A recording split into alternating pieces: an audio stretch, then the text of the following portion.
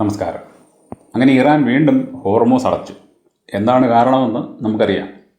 Israel കാണിച്ച വൃത്തികേട്. അമേരിക്കയും ഇറാനും തമ്മിലുണ്ടാക്കിയ എഗ്രിമെൻറ്റിൽ ലെബനനും ഉൾപ്പെടുന്നുണ്ട്. ലെബനനിൽ ഇസ്രായേൽ ആക്രമണം നടത്തിക്കഴിഞ്ഞാൽ അത് അമേരിക്ക നടത്തിയ ആക്രമണമായിട്ട് തങ്ങൾ കാണുമെന്നും അങ്ങനെയാണെങ്കിൽ പിന്നെ ഈ വെടിനിർത്തൽ കരാറിൽ തുടർന്ന് ചർച്ചകളൊന്നും ഉണ്ടാകില്ല എന്നും ഇറാൻ പറഞ്ഞിട്ടുണ്ട്. അതനുസരിച്ചാണ് ഈ അടുത്ത സമയത്ത് ലെബനനിൽ ഇസ്രായേൽ ആക്രമണം നടത്തിയപ്പോൾ ഇറാൻ വീണ്ടും ഹോർമൂസ് അടച്ചത്. ഹോർമൂസ് അടച്ചു കഴിഞ്ഞാൽ ഈ ലോകം മുഴുവൻ വീണ്ടും ഒരു ഊർജ്ജ പ്രതിസന്ധിയിലേക്ക് പോകും. നമ്മൾ ആൾറെഡി തന്നെ അനുഭവിച്ചുകൊണ്ടിരിക്കുകയാണ്. പെട്രോളിനും ഡീസലിനും വില കൂടി, ഗ്യാസിന് വില കൂടി, ഗ്യാസ് കിട്ടാനില്ല. അപ്പോൾ ആ ഒരവസ്ഥ കൂടുതൽ രൂക്ഷമാകാനാണ് ഇനിയും ഈ അവസ്ഥ, ഈ സാഹചര്യം തുടർന്നു കഴിഞ്ഞാൽ സംഭവിക്കാൻ പോകുന്നത്. ഇവിടെ ഈ ലോകത്തിന് മുഴുവൻ ഒരു ഭീഷണിയായിട്ട് മാറിയിരിക്കുന്ന രാജ്യം ഏതാണ് എന്നുള്ളത് ഇനിയെങ്കിലും ഇസ്രായേലി ഭക്തർ ഒന്ന് ചിന്തിക്കണം. ഇറാൻ ഒരു ഭാഗത്ത് സമാധാനം കാംക്ഷിക്കുമ്പോൾ അവർ യുദ്ധം നിർത്തൽ ചെയ്യണം എന്ന് പറയുമ്പോൾ അതവർ പറയുന്നത് അവർ ആരെങ്കിലും പേടിച്ചിട്ടോ അവർക്ക് യുദ്ധം ചെയ്യാൻ വയ്യാത്തതുകൊണ്ടോ എല്ലാം നിങ്ങൾക്കിപ്പോൾ മനസ്സിലായിട്ടുണ്ട്. പക്ഷേ യുദ്ധം കൊണ്ടൊന്നും നേടാൻ പറ്റില്ല എന്ന് അവർക്കറിയാം. വളരെ വലിയ ഒരു സാംസ്കാരിക പൈതൃകമുള്ള രാജ്യമാണ് ഇറാൻ. അതുകൊണ്ട് തന്നെ സമാധാനത്തിൻ്റെ പാതയാണ് അവർക്കിഷ്ടം. പക്ഷേ അവരെ അങ്ങോട്ടടിച്ചു കഴിഞ്ഞാൽ അവർ തിരിച്ചടിക്കും. അത് ആര് തന്നെയായാലും, അമേരിക്ക ആയാലും ഇസ്രായേൽ ആയാലും ആര് തന്നെയായാലും ശരി, തിരിച്ചടിക്കും. തിരിച്ചടി ശക്തമാക്കി കൊടുക്കാനുള്ള കഴിവ് അവർക്കുണ്ട്. പക്ഷേ അവർ ആഗ്രഹിക്കുന്നത് സമാധാനമാണ്. അവരൊരു രാജ്യത്തെയും അങ്ങോട്ട് കയറി ആക്രമിക്കാറില്ല. അവർ അവരുടെ രാജ്യത്തിൻ്റെ വിസ്തൃതി വിപുലപ്പെടുത്താൻ നോക്കുന്നില്ല, മറ്റാരെയും കൺട്രോൾ ചെയ്യാൻ നോക്കുന്നില്ല. എന്നാൽ അവരെ അങ്ങോട്ട് കൺട്രോൾ ചെയ്യാൻ ആരും പോകാനും പാടില്ല. എന്നാൽ ഇസ്രായേൽ അതല്ല. ഇസ്രായേൽ എന്ന് പറയുന്ന ഈ ഉണ്ടാക്കിയ രാജ്യം 1948 യുണൈറ്റഡ് നേഷൻസ് നിയന്ത്രിക്കുന്ന കുറേ കള്ളന്മാർ ചേർന്നാണ് ഉണ്ടാക്കിയത്.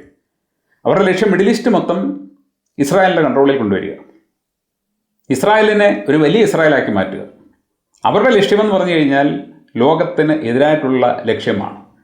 സ്വന്തം കാര്യം നോക്കി ജീവിക്കുക എന്നുള്ള ഒരു നിലപാടല്ല അവർക്കുള്ളത്. മറിച്ച് ചുറ്റുവട്ടത്തുള്ള രാജ്യങ്ങളെ മൊത്തം ഞങ്ങൾക്ക് നിയന്ത്രിക്കണം. ഇപ്പോൾ അമേരിക്ക ചെയ്യുന്നത് പോലെ തന്നെ മിഡിൽ ഈസ്റ്റിലുള്ള സകല രാജ്യങ്ങളെയും ഇസ്രായേലിൻ്റെ കൺട്രോളിൽ കൊണ്ടുവരിക. എന്നിട്ട് അവരവരെ നിയന്ത്രിക്കും. അവർക്ക് സ്വന്തം കാര്യം നോക്കലല്ല, മറ്റുള്ളവരെ കൂടി അവർക്ക് ഭരിക്കണം. ഇറാൻ അങ്ങനെ ഒരു ചിന്തയില്ല. എന്നാൽ ഇറാനെ കയറി ഭരിക്കാൻ അവർ അമേരിക്ക ആയാലും ശരി അനുവദിക്കുകയുമില്ല. അപ്പോൾ ഇവിടെ നിങ്ങൾ മനസ്സിലാക്കണം, ഇന്ന് ഈ ലോകത്തിന് ഭീഷണിയായിട്ട് നിൽക്കുന്ന തീവ്രവാദി രാജ്യം എന്ന് പറയുന്നത് ഇസ്രായേലാണ്. ഇറാൻ വളരെ ആഢ്യത്വമുള്ള ഒരു രാജ്യമാണെന്നുള്ളത് നമ്മൾ പല സംഭവങ്ങൾ കൊണ്ട് മനസ്സിലാക്കിയതാണ്. എന്നാൽ ഇപ്പോൾ ഇസ്രായേലിന് തിരിച്ചടികളുടെ കാലഘട്ടമാണ്. ഇസ്രായേലിൻ്റെ സകല പ്രതീക്ഷകളും തകർന്ന് നെതന്യാഹുവിനെ കൊണ്ട് ഈ കുരങ്ങ് കളിപ്പിക്കുന്നവരുമെല്ലാം ഭ്രാന്ത് പിടിച്ച് നിൽക്കുന്ന ഒരവസ്ഥയാണ് ഇപ്പോൾ ഉള്ളത്.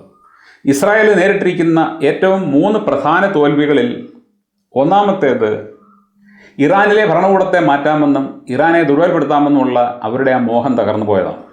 നമ്മളതിനെക്കുറിച്ച് നേരത്തെ പറഞ്ഞതുകൊണ്ട് അത് കൂടുതൽ എക്സ്പ്ലെയിൻ ചെയ്യേണ്ട കാര്യമില്ല.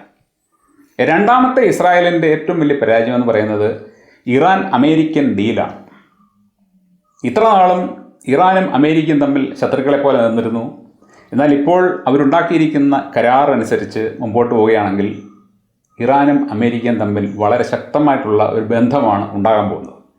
ഇറാനും അമേരിക്കയും തമ്മിൽ നല്ലൊരു ബന്ധം നിലവിൽ വന്നാൽ പിന്നെ ഇസ്രായേൽ എന്ന് പറയുന്ന രാജ്യം അപ്രസക്തമാണ്. മിഡിൽ ഈസ്റ്റിലെ പ്രശ്നകാരി ഇറാനാണ് എന്ന് പറഞ്ഞ് നിർത്തിക്കൊണ്ടാണ് അറബ് രാജ്യങ്ങളെയൊക്കെ ഇവർ കയ്യിലെടുത്തത്. എന്നാൽ അറബ് രാജ്യങ്ങൾക്ക് ഇപ്പോൾ ഒരു കാര്യം മനസ്സിലായി, ഇറാൻ ഇന്നേ വരെ തങ്ങളെ ശല്യപ്പെടുത്താൻ ഇങ്ങോട്ട് വന്നിട്ടില്ല. ഇപ്പോൾ അവർ ആക്രമണം നടത്തിയെങ്കിൽ അത് അമേരിക്കൻ ബേസുകൾക്ക് നേരെ മാത്രമാണ്. അമേരിക്കയോട് നേരിട്ടടിക്കാൻ കെൽപ്പുള്ള ഒരു ചങ്ങാതിയാണ് ഞങ്ങളുടെ അയലത്ത് കിടക്കുന്നത് എന്നുള്ളത് ഇപ്പോൾ ആർക്ക് മനസ്സിലായി? എല്ലാ അറബ് രാജ്യങ്ങൾക്കും മനസ്സിലായി. ഇസ്രായേൽ വളരെ വലിയ കരുത്തുള്ള രാജ്യമാണെന്ന് അവരും കരുതിയിരുന്നു. എന്നാൽ ഇസ്രായേൽ ഒരു തേങ്ങയുമല്ല എന്നുള്ളത് ഇറാൻ കാണിച്ചു കൊടുത്തു. നമ്മുടെ രാജ്യത്തെ മാധ്യമങ്ങളൊക്കെ ഇസ്രായേലിനെ കുറിച്ച് എന്തെല്ലാമാണ് എഴുതി പിടിപ്പിച്ചിട്ടുള്ളത്. ഇസ്രായേലിൻ്റെ അയൺ ഡോം എന്ന് പറഞ്ഞു കഴിഞ്ഞാൽ ഉരുക്ക് കവചമാണ്. അതിൻ്റെ സമീപത്ത് കൂടി ഒരു ഈച്ച പോലും ഇസ്രായേലിലേക്ക് കടക്കില്ല. ഇതെല്ലാം ഇവർ എഴുതി പിടിപ്പിച്ചുകൊണ്ടിരിക്കുന്ന സമയത്താണ് ഇറാനുമായിട്ട് യുദ്ധം ചെയ്യുന്നത്. വെറും 12 ദിവസത്തെ യുദ്ധം നടന്നപ്പോൾ ലോകം മുഴുവൻ കണ്ടു ഇസ്രായേലിൻ്റെ അയൺ ഡോം എന്ന് പറയുന്നത് വെറും മുട്ടത്തോട് മാത്രമാണ്. ഇറാൻ്റെ മിസൈലുകൾ അതിൻ്റെ മുകളിലൂടെയാണ് ചീറിപ്പാഞ്ഞ് ചെന്ന് ലക്ഷ്യസ്ഥാനത്ത് വീണത്.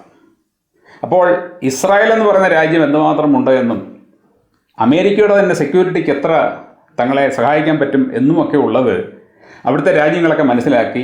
ഇറാൻ്റെ കരുത്തും അവർ മനസ്സിലാക്കി നിൽക്കുന്നത് തന്നെ ഇസ്രായേലിന് പറ്റിയ ഏറ്റവും വലിയൊരു തിരിച്ചടിയാണ്. അതിൻ്റെ പുറമെയാണ് ഇറാനും അമേരിക്കയും തമ്മിലുണ്ടാക്കിയ എഗ്രിമെൻറ്റും ഇറാനും അമേരിക്കയും തമ്മിൽ ഉണ്ടാകാൻ പോകുന്ന ബന്ധവും. ഇറാനും അമേരിക്കയും തമ്മിൽ സുഹൃത്തുക്കളായി കഴിഞ്ഞാൽ പിന്നെ ഇസ്രായേൽ എന്ന് പറയുന്ന രാജ്യത്തിന് യാതൊരു വിലയുമില്ല. ഇസ്രായേലിന് പിന്നെ യാതൊന്നും ചെയ്യാൻ പറ്റില്ല മിഡിൽ ഈസ്റ്റിൽ. അതിലൊക്കെ ഉപരി ഇസ്രായേൽ നേരിടുന്ന ഏറ്റവും വലിയ തോൽവി എന്ന് പറയുന്നത് മറ്റൊന്നുമല്ല, ഹിസ്ബുള്ളയുമായിട്ടുള്ള യുദ്ധമാണ്. കഴിഞ്ഞ ജൂൺ മാസത്തിൽ യുദ്ധം നടന്നപ്പോൾ നമ്മുടെ നാട്ടിലെ ഊച്ചാളി മാധ്യമങ്ങളെല്ലാം എഴുതി പിടിപ്പിച്ചു, ഇസ്രായേൽ ഹിസ്ബുള്ളയെ ദുർബലപ്പെടുത്തി, ഹിസ്ബുള്ളയ്ക്ക് ഇനിയും ഏറെക്കാലത്തേക്ക് ഒന്നും ചെയ്യാൻ പറ്റില്ല, അവരുടെ സകല ആയുധങ്ങളും ഇസ്രായേൽ തകർത്ത് അവരുടെ നേതാക്കന്മാരെ കൊന്നു എന്നൊക്കെ നമ്മുടെ നാട്ടിലെ പത്രങ്ങൾ എഴുതി പിടിപ്പിച്ചു. പക്ഷേ എന്താണ് യഥാർത്ഥത്തിൽ ആ സമയത്ത് സംഭവിച്ചത്? ഹിസ്ബുള്ളയുടെ ആക്രമണത്തിൽ പിടിച്ചു നിൽക്കാൻ പറ്റാതെ ഇസ്രായേലിൻ്റെ തെക്കൻ മേഖലയിലുള്ള ഒരുപാട് ആൾക്കാർ അവിടെ നിന്നും താമസം മാറി മറ്റ് ഭാഗങ്ങളിലേക്ക് പലായനം ചെയ്തു. എന്ന് പറഞ്ഞാൽ ഇസ്രായേലികൾക്ക് ജീവിക്കാൻ പറ്റാത്ത ഒരു സാഹചര്യം ഹിസ്ബുള്ള ഉണ്ടാക്കി. ആ സാഹചര്യത്തിൽ നിന്ന് അവരെ രക്ഷപ്പെടുത്താൻ ഇസ്രായേലിന് പറ്റുന്നില്ല. അതേ സ്വന്തം രാജ്യത്തേക്ക് ഹിസ്ബുള്ള ആക്രമണം നടത്തുമ്പോൾ അവരിൽ നിന്നും സ്വന്തം പൗരന്മാരെ രക്ഷിക്കാൻ ഇസ്രായേലിന് പറ്റുന്നില്ല. ഒടുവിൽ അമേരിക്കയുടെ കാല് പിടിച്ചു, ട്രംപ് ഇടപെട്ടു, ഹിസ്ബുള്ളയുമായിട്ട് സംസാരിച്ചു, അവർ വെടിനിർത്തലിന് സമ്മതിച്ചു. അങ്ങനെയാണ് കഴിഞ്ഞ 2025 അവർ രക്ഷപ്പെട്ടത്. പക്ഷേ എന്നിട്ടും ഇസ്രായേൽ വീണ്ടും ലെബനനിൽ കയറി കൂടി അവരുമായിട്ട് യുദ്ധം ചെയ്യണം. കാര്യം എന്താണെന്ന് ചോദിച്ചു കഴിഞ്ഞാൽ, ഇസ്ലാമിക് റിപ്പബ്ലിക്കായിട്ട് ഇറാൻ മാറിയ സമയം മുതൽ ഹിസ്ബുള്ള എന്ന് പറയുന്ന സായുധ സംഘടന ലെബനനിലുണ്ട്. ഇറാനാണ് അവരെ സപ്പോർട്ട് ചെയ്യുന്നത്. ഇറാൻ്റെ സപ്പോർട്ട് മാത്രമേ അവർക്കുള്ളതാണ്. മറുഭാഗത്ത് നമ്മൾ നോക്കുന്ന ഇസ്രായേൽ എന്ന് പറഞ്ഞാൽ എന്താണ്? ഒരു വലിയ രാജ്യമാണ്, ഒരു കരുത്തുറ്റ രാജ്യമാണ്. ലോകത്തുള്ള വലിയ വലിയ രാജ്യങ്ങളുടെയും പ്രത്യേകിച്ച് അമേരിക്കയുടെയും പൂർണ്ണ പിന്തുണയുള്ള ആയുധങ്ങളും പണവും ഒക്കെ അവരാവശ്യം പോലെ കൊടുത്ത് സഹായിക്കുന്ന, ഒന്നിനും ഒരു മുട്ടുമില്ലാത്ത രാജ്യമാണ് ഇസ്രായേൽ. മറുഭാഗത്ത് ഹിസ്ബുള്ള എന്ന് പറഞ്ഞു കഴിഞ്ഞാൽ ഒരു രാജ്യത്തിൻ്റെ ഔദ്യോഗിക മിലിറ്ററി പോലുമല്ല. അവർ ലെബനിലെ ഒരു പൊളിറ്റിക്കൽ പാർട്ടിയാണ്, ഒരു സായുധ സംഘടനയാണ്. ഇറാൻ മാത്രമാണ് അവരെ പിന്തുണയ്ക്കുന്നത്, അല്ലെങ്കിൽ ഇറാൻ്റെ സപ്പോർട്ട് മാത്രമാണ് അവർക്കുള്ളത്. എന്നാൽ ഈ ഒരു സാധാരണ സായുധ സംഘടനയോട് പോലും ഇത്ര കാലമായിട്ടും പിടിച്ചു നിൽക്കാനോ വിജയിക്കാനോ ഇസ്രായേലിന് കഴിഞ്ഞിട്ടില്ല. ഇപ്പോൾ ഇറാനും അമേരിക്കയും തമ്മിൽ വെടിനിർത്തൽ പ്രഖ്യാപിച്ച ശേഷം അത് തകർക്കാൻ വേണ്ടി ഇസ്രായേൽ ലെബനനിൽ കയറി ആക്രമണം നടത്തിയപ്പോൾ ഇസ്രായേലിന് ഒരുപാട് സൈനികരെ നഷ്ടപ്പെട്ടു. അതിലവർ സമ്മതിച്ചത് ഈ അടുത്ത സമയത്ത് 4 പേര് കൊല്ലപ്പെട്ടതാണ്. ഒരു കേണൽ ഉൾപ്പെടെ 4 സൈനികരെ ഹിസ്ബുള്ള കൊലപ്പെടുത്തി. ഇങ്ങനെ എത്രയെത്ര സൈനികരെ ഇവരവിടെ ചെന്ന് ബലി കൊടുത്തിട്ടുണ്ട്. അവർക്ക് ഹിസ്ബുള്ളയോട് ജയിക്കാൻ പറ്റുന്നില്ല. ഇസ്രായേലിനെ സംബന്ധിച്ച് അതൊരു വലിയൊരു നാണക്കേടാണ്. അവർ കഴിഞ്ഞ 10-40 കൊല്ലമായിട്ട് ശ്രമിച്ചിട്ട് പോലും ഹിസ്ബുള്ള എന്ന് പറയുന്ന ഒരു സംഘടനയെ അവർക്ക് എതിർത്ത് തോൽപ്പിക്കാനോ ഇല്ലാതാക്കാനോ ദുർബലപ്പെടുത്താനോ പറ്റിയിട്ടില്ല. അവരുടെ ആക്രമണത്തിൽ ഇവർക്ക് ധാരാളം ആൾനഷ്ടവും ധനനഷ്ടവും മാനനഷ്ടവും ഒക്കെ ഉണ്ടായിട്ടുണ്ട്. എങ്ങനെയെങ്കിലും അവരെയെങ്കിലും ഒന്ന് തോൽപ്പിക്കണം എന്നുള്ള ചിന്തയാണ് നെതന്യാഹുവിനുള്ളത്. പക്ഷേ ഒരു കാലത്തും അത് നടക്കത്തില്ല.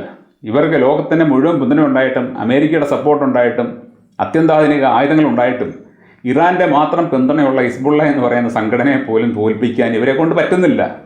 അപ്പോൾ എത്ര ദുർബലമായ ഒരു രാജ്യമാണ് ഇസ്രായേൽ എന്നുള്ളത് നിങ്ങളും ചിന്തിച്ചു നോക്കണം. ഈ രാജ്യവുമായിട്ടാണ് നമ്മുടെ പ്രധാനമന്ത്രി കൂട്ടുകൂടുന്നത്. എന്തിനാണ്? സ്വന്തം സുരക്ഷ പോലും നോക്കാൻ കെൽപ്പില്ലാത്ത ഹിസ്ബുള്ള എന്ന് പറയുന്ന ഒരു ചെറിയ സംഘടനയോട് പോലും മുട്ടി നിൽക്കാനോ അല്ലെങ്കിൽ അവരെ തോൽപ്പിക്കാനോ കഴിവില്ലാത്ത ഈ രാജ്യവുമായിട്ട് എന്തിനാണ് നമ്മുടെ രാജ്യം കമ്പനി കൂടുന്നത്? അവരുടെ പിന്നിലുള്ള കുറേ പണക്കാരെ നോക്കി മാത്രമാണത്, അല്ല അതിനപ്പുറത്തോട്ട് വരെ കാര്യമൊന്നുമില്ല. ഇറാൻ എന്ന് പറയുന്ന രാജ്യത്തിൻ്റെ ആഢ്യത്വം, അവർ സാധാരണക്കാരെ കൊലപ്പെടുത്തുന്നില്ല, ജനവാസ മേഖലകളിൽ പോയി ബോംബിടുന്നില്ല.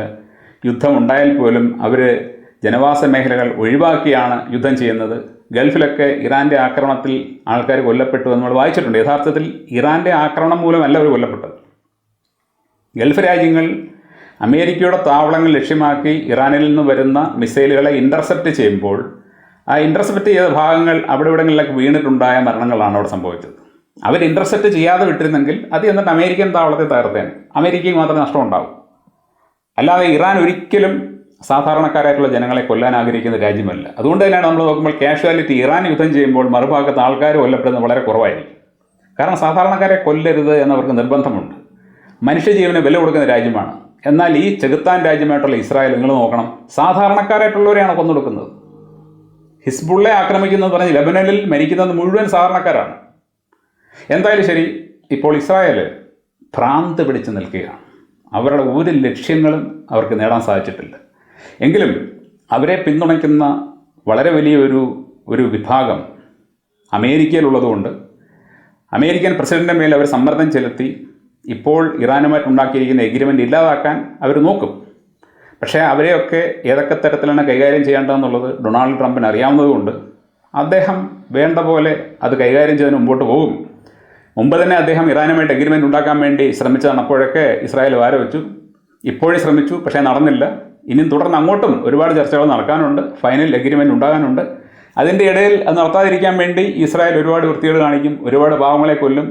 അതിനെ എങ്ങനെയാണ് ട്രംപും ഇറാനും കൂടെ നേരിടാൻ പോകുന്നത്, അമേരിക്കയിൽ തന്നെയുള്ള ഇസ്രായേലി ലോബികളെ ഏത് തരത്തിൽ അദ്ദേഹം മെരുക്കും മുതലായ കാര്യങ്ങൾ നമ്മൾ കാത്തിരുന്ന് കാണണം. എന്തായാലും ശരി, ഇസ്രായേൽ വമ്പൻ പരാജയത്തിൽ എത്തി നിൽക്കുകയാണ്.